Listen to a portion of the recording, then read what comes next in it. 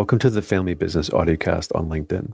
I am R. Adam Smith, creator of this audiocast series. As an entrepreneur, investor, founder, investment banker, and board leader the last 25 years, I'm fortunate for my many experiences within the family firm industry.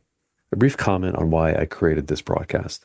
Private companies are a passion of mine, having grown up in a family of entrepreneurs and having engaged for 2 decades in deals, strategic transformations, investments, and boards with an array of fascinating family enterprises, family firms, and family offices.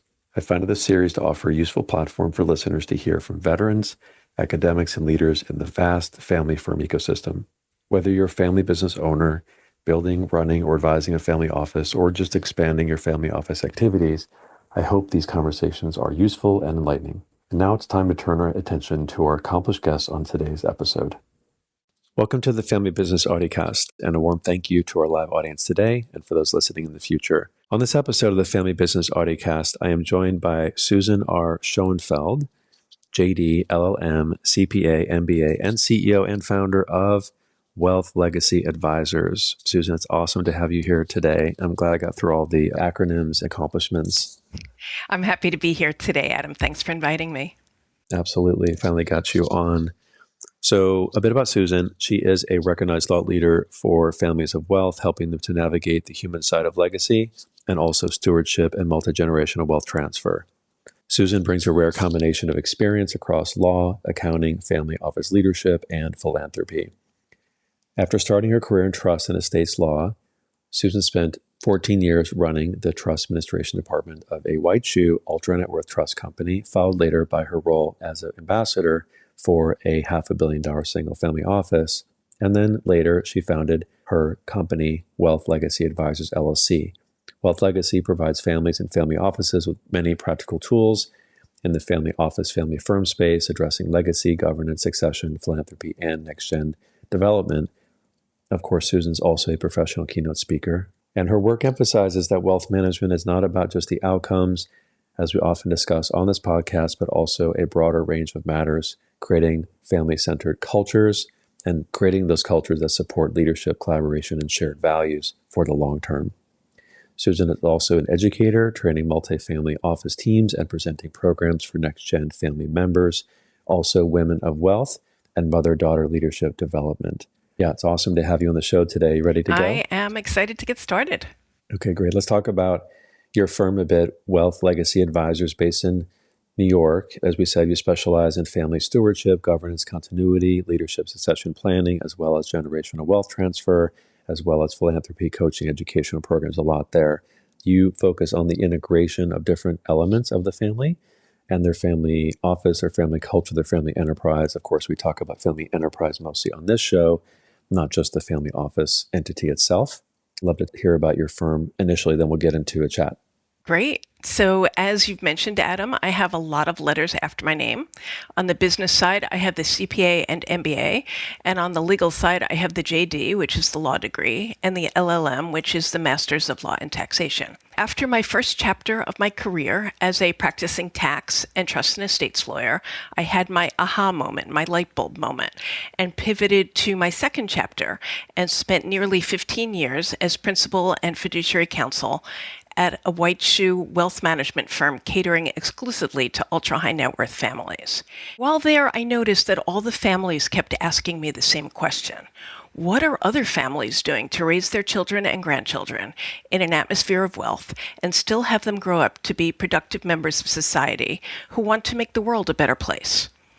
That inquiry caused me to leave the wealth management firm to become the family ambassador at a $600 million single-family office, serving as the liaison between the family office and the multinational family members far-flung across 4 different continents, and creating a plan to identify and develop the next generation of leadership in that family.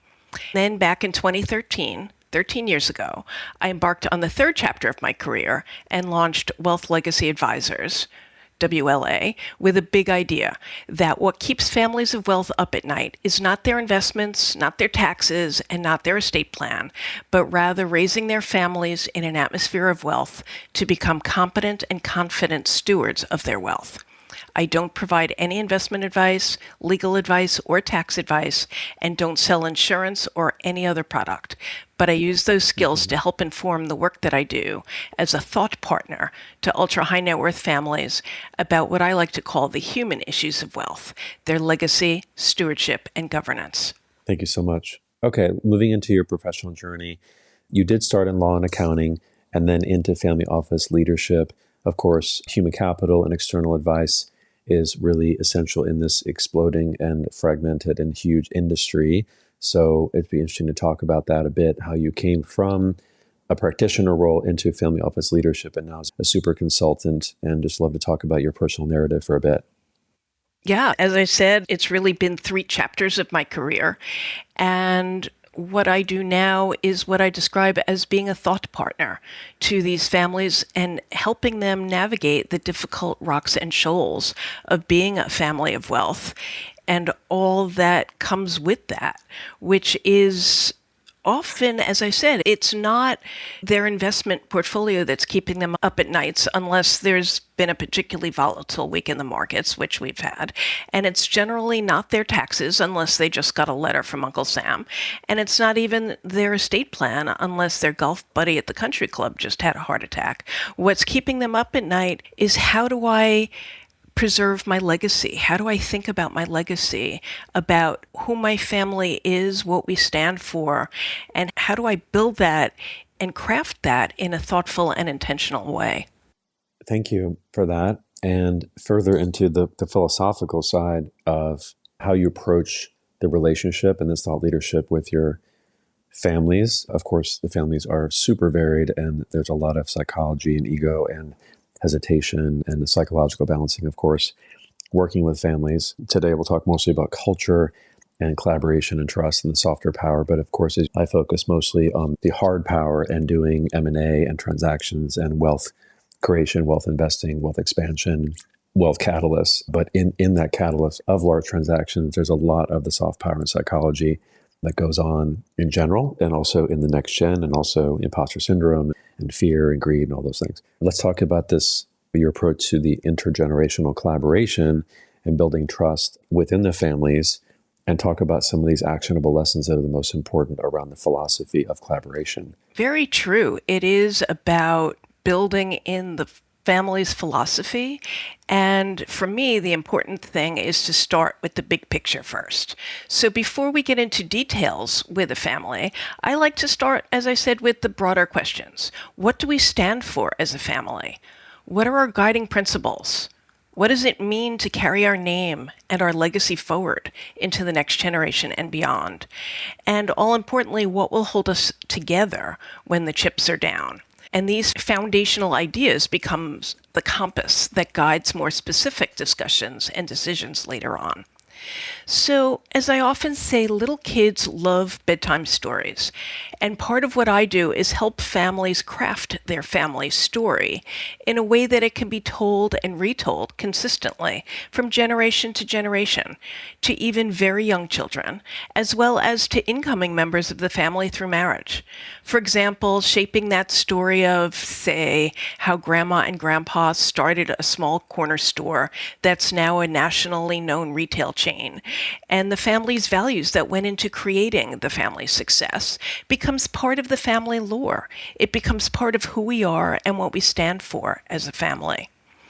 I worked with a family during the heart of the pandemic who had created their wealth, as many do, through sacrifice and hard work, as well as vision and risk-taking, of course.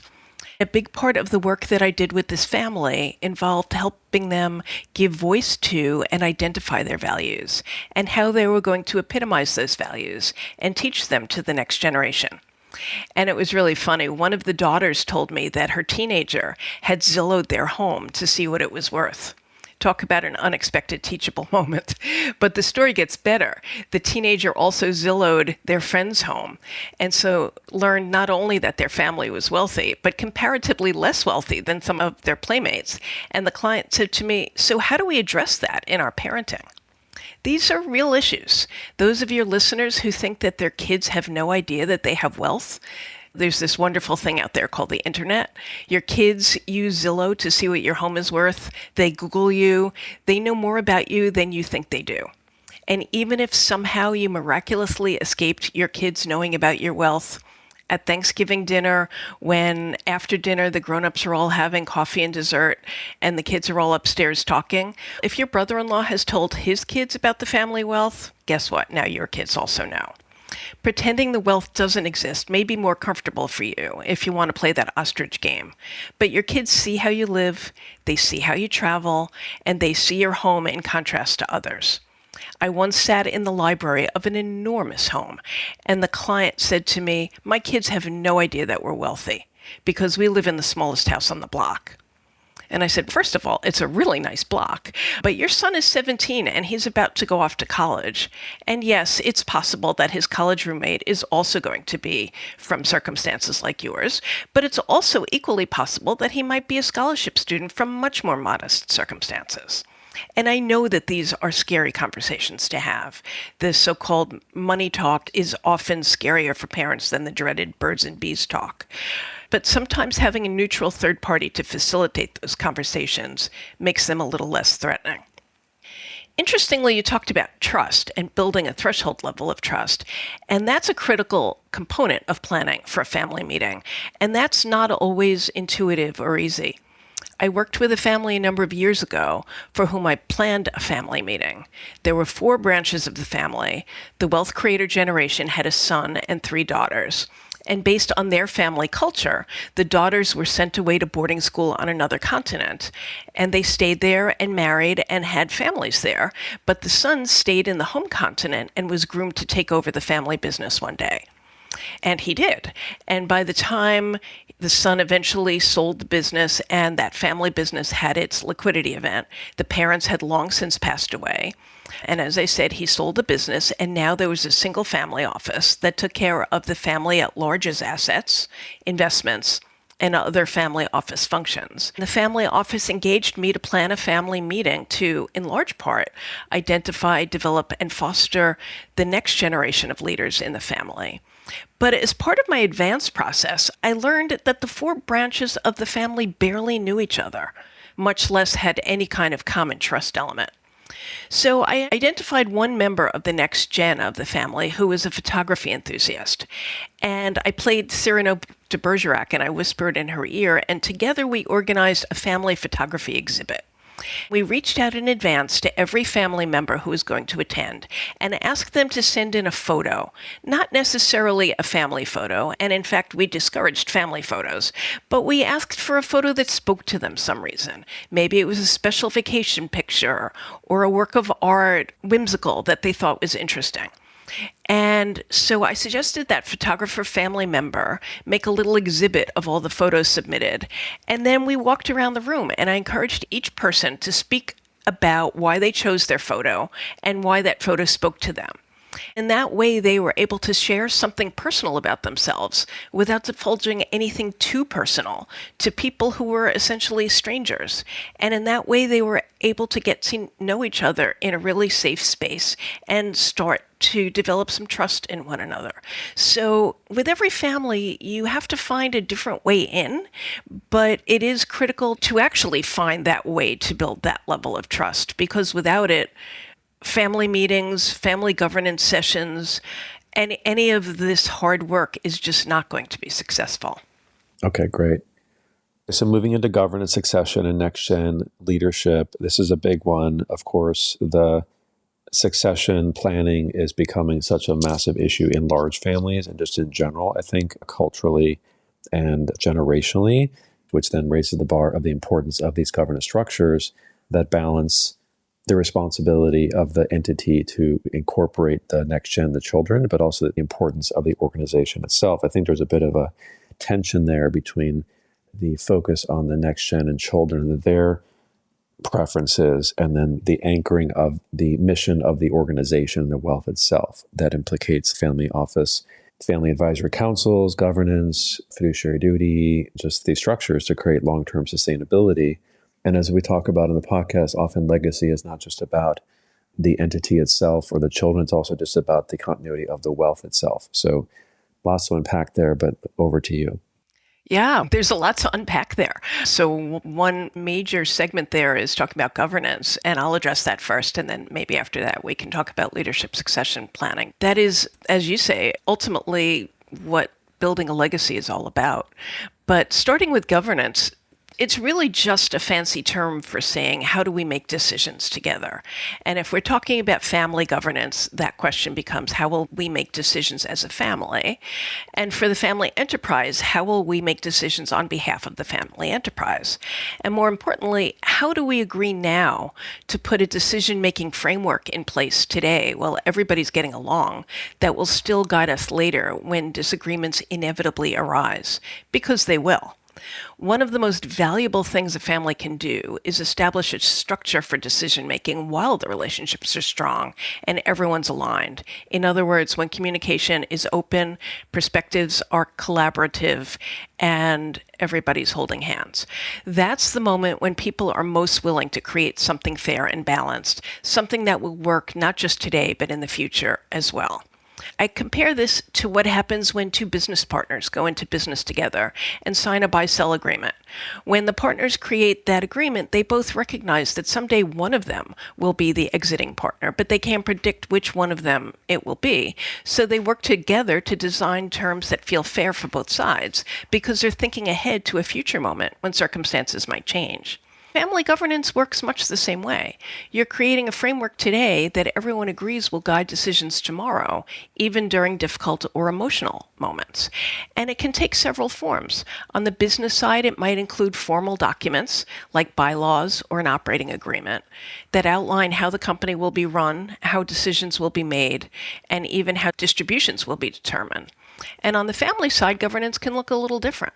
Many families begin with a mission, vision, and value statement, a shared articulation of what this family stands for and what principles will guide their decisions. And some families even go further and develop family bylaws or even a family constitution, much like a country constitution.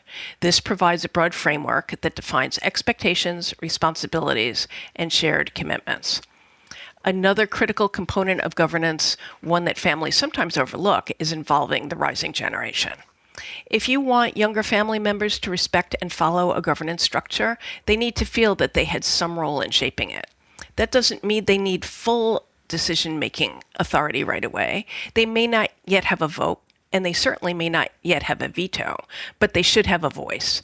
Giving the rising generation a seat at that table helps them feel invested in the system you're creating together. It also helps them to learn how the family enterprise works and how thoughtful decision-making happens over time. And as you said, some families formalize this by creating a junior advisory council or a junior advisory board. The group of younger family members can meet, discuss issues, and offer recommendations to the main board or leadership group. And it's a way of building leadership skills and engagement long before the next generation steps into formal authority. And there's an important psychological reason to do this. Research shows that people are far more likely to support a decision, even if it doesn't ultimately go their way, when they feel their voice was heard during the process. Being part of the conversation creates that ownership and commitment. Because at its core, governance isn't about rules for the sake of rules. It's about creating a shared understanding of how we're going to move forward together, how we're going to make decisions when challenges arise, and how we're going to preserve both the enterprise and the family relationships that support it. And when families take the time to build that framework thoughtfully, they create something incredibly valuable, a structure that can sustain them not only in good times, but when the path gets difficult. The most important part of building a family governance structure is being sure to build in a mechanism to amend that structure as circumstances dictate down the road. It doesn't have to be easy, just as amending a country's constitution is not an easy process, but the amendment framework should be built into the governance system right from the start. Are those amendments mostly just within the family, or are they mostly on the council or board or governance structure rather than informal structure? Everyone is different. That's a great question. And every family decides for themselves what they want that amendment process to look like. And it's my job to make sure that they think about it, but ultimately the decision is theirs. I can guide them on what I think will work best, but at the end of the day, the family knows how they communicate and how they operate. And sometimes it's by branch of the family. And if it's a large enough family, there's representative government where each branch sends one representative to a council. That's great. Thank you. Very subtle and complicated at the same time. Again, a next gen succession we talk about often, and it becomes very timely and rather urgent and complicated again when there's a large asset or the large asset, main asset being sold by the family. But it raises the issue of where's the wealth going, what are the roles, and all the power grabbing and pride and ego and fear around that wealth creation. That's where I tend to focus in guiding strategically, philosophically, and financially families in the sale of their largest asset. That really gets you into also the coaching, the ongoing education, let's say, of training and the dialogue. We discuss the importance of that dialogue and collaboration with some of your industry colleagues, such as in Hippocampus and FBN and Ultra High Net Worth Institute. We had Jim Grubman, Emily Bouchard, Christina Wing, recently coming up, actually, Dennis Jaffe. So we've covered a lot of this importance of collaboration. If you could also talk about that in terms of the training and engaging and the practical tools around the education would be Absolutely. So sometimes RIAs, multifamily offices, or other professional advisors to ultra high net worth families want to provide education programs for their top clients, such as next gen education programs or women in wealth or mother-daughter leadership initiatives, but they don't have the bandwidth or internal resources to create a program like this on their own. So they engage me to organize and present these programs. And their clients love that they're getting the important tips and techniques they need to navigate the difficult task of raising competent and confident stewards of wealth. And sometimes I'm engaged to educate the professional advisors themselves, whether internal training programs, estate planning councils, or recently professional advisor events hosted by community foundations across the country. And my message there is that in today's turbulent world of ruthless competition in the financial services industry, business can be won or lost on subtle differentiators. The stakes have never been higher. Yet too often firms approach their prospect and client meetings as nothing more than performance and product reviews and lead with their pitch books. They're squandering a critical chance to focus on what keeps client families up at night and often lose those business opportunities to firms who treat clients as families and not just as the almighty assets under management. And as you mentioned at the top, I'm a keynote speaker, and I believe I have the secret sauce to help them win and keep more business. My tongue-in-cheek title for my talk is called A Hard Look at the Soft Issues of Family Wealth. That's awesome. Thank you for that. Let's move into a related topic of just the lessons of the human challenges in this multi-generational wealth dynamic. We know there's an exploding amount of larger family offices, and some portion of them have children, and some portion don't have children. And those that don't have children, of course, they have to hire externally, and there's a succession plan there. That can be a bit intimidating, again, for the large asset and creating consensus in the human capital side. Maybe just talk about the human side of wealth management for a bit, and how do you facilitate consensus in general, but also ramping up to a large transaction? Yeah, so most of the families who engage me are experiencing some pressing business transaction or transition that's causing challenges at the intersection of the family enterprise and the family dynamic, maybe in an operating family business, or as I like to call it, in the business of the family, which could be the ongoing investments or even the family's philanthropic vehicle. And these families bring me into their system because they trust that my deep background in law and business advising families like them for my entire career will enable me to understand and not inadvertently disturb the complex technical planning, agreements, and transactions that are already in place. For example, I worked with one family recently where their family-owned business wanted to engage in a very substantial business transaction, but one of the siblings vetoed it, and it turned out that the veto was payback for her long-held childhood grudge against her brother from many years ago. And that's what I mean when I talk about the intersection of the family enterprise and family dynamics, that human side here. And second are the families not experiencing an immediate business crisis, who want to get ahead of the curve by engaging in governance planning like we talked about, to set the next generation up for success and create structures for better communication and decision-making before the inevitable issues arise. I've been engaged by multi-generational family-owned businesses, family offices, by trustees of family trusts to foster responsibility and common bonds among beneficiaries, and by parents and grandparents to facilitate family meetings and engage in mission, vision, and value exercises, which might result in family constitutions and the like. But in my experience, the biggest human challenges in the multi-generational wealth often boil down to some version of mom loved you better or dad loved you more. You were picked to be the head of the family business or family office, and the rest of us are standing on the outside looking in with our noses pressed up against the glass. And that's exactly what the bottom line turned out to be with the family I worked with a couple of years ago. One of the sisters was hired by the father to manage the family's investments, and her brothers objected to how that arrangement was structured. But during a series of family meetings that I facilitated, we uncovered the real iceberg below the surface, which was that the brothers felt left out, that they weren't getting as much of their father's time and attention as their sister was. So my approach to facilitating consensus is a concept that I describe as good enough. What's a compromise that everyone can live with, that everyone will feel is good enough? If one party gets everything they want, it's a zero-sum game, and that means the other side got nothing they wanted. So let's find a way for everyone to get enough of what they want so that they can live with this compromise. I have a friend who calls this approach everybody loses because nobody gets exactly what they want, but I prefer to call it good enough, as in everybody gets enough of what they want, that the compromise is good enough for them to go along with it. At the end of the day, I see my job as guiding families to find a way to accomplish their current transactions and transitions, but more importantly, helping them establish governance structures, systems, and other tools to provide them with a framework to make those difficult decisions tomorrow. Thanks, Steph. That's really good. We do cover a lot about the subtleties of intergenerational planning and handling conflict. I think just continuous communication and collaboration mindset is important, but then also bringing external voices. We have discussed those external voices with some of your colleagues, some particular conversations with Richard Wolkowitz and Christina Wing and her colleagues, Marianne and Vicky. I think we covered that topic pretty specifically in the past. Again, the collaboration mindset of the human side and family capital that the Alternative Worth Institute covers, I think it's really important to think more holistically.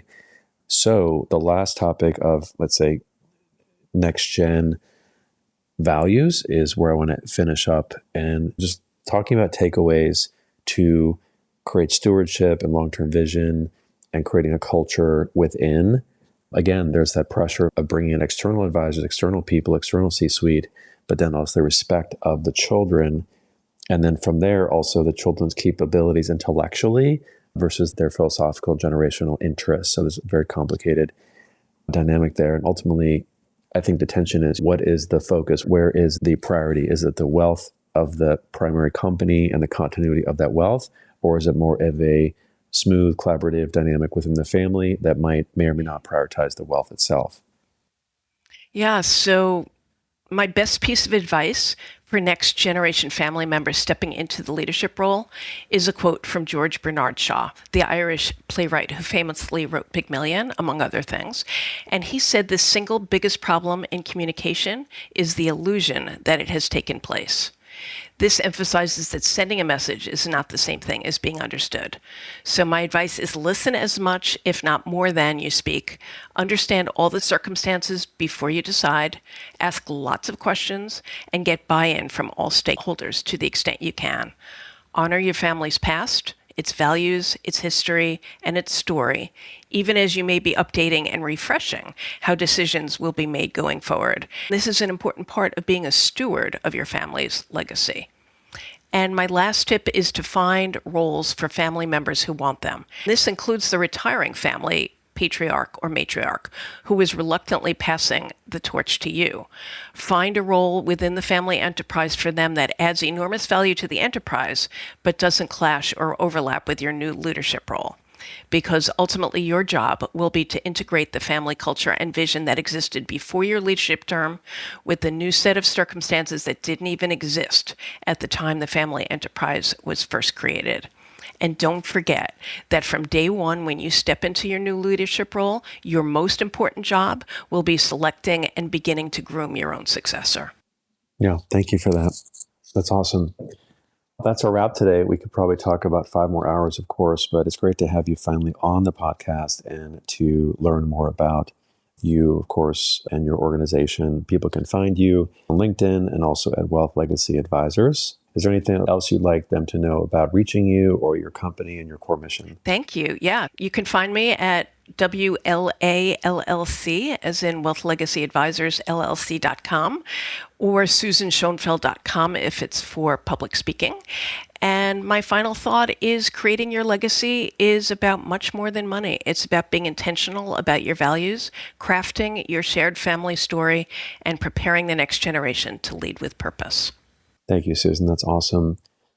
So today we covered the human-centered approach to family wealth, of course, and the integration of values, as well as governance and succession, and the importance of the continuity of ongoing conversation, usually with external advisors and experts around the coaching and education flow for the family, but also for next gen. And Susan said, creating a legacy is not just about the money; it's all of this values, all the collaboration, all the preparation to really get to a purpose-focused workflow. And on this podcast, we talk mostly about legacy, inevitably. So I think just a last statement, like, what do you think is the core definition of legacy for most of your family clients? At its core, legacy is about who are we, what do we stand for, and what do we want the world to know about us after we're gone, and what do we want internal members of our family to know about us after we're no longer here to craft that story. Love it. Thank you. You got that. I'd like to thank you for joining today, Susan R. Schoenfeld, our distinguished guest on the Family Business Audicast. We were reminded today that wealth is very powerful, particularly when it's paired with this thoughtfulness around stewardship and culture and intentional leadership for the next gen and leadership within the large family enterprises. It's great to see that your work focuses on this human side of wealth, which I think is often run over or forgotten or procrastinated in heated moments or when there's really intense wealth creation or transfer. And it's important to keep that string going to ensure continuity and communication so that legacy can thrive. So thank you so much for sharing your insights today and expertise. Thank you so much. I had a lot of fun and we had a good conversation. I appreciate your inviting me. We did. Thank you. This is Artem Smith signing off. Please stay tuned for the next episode of the Family Business Audicast.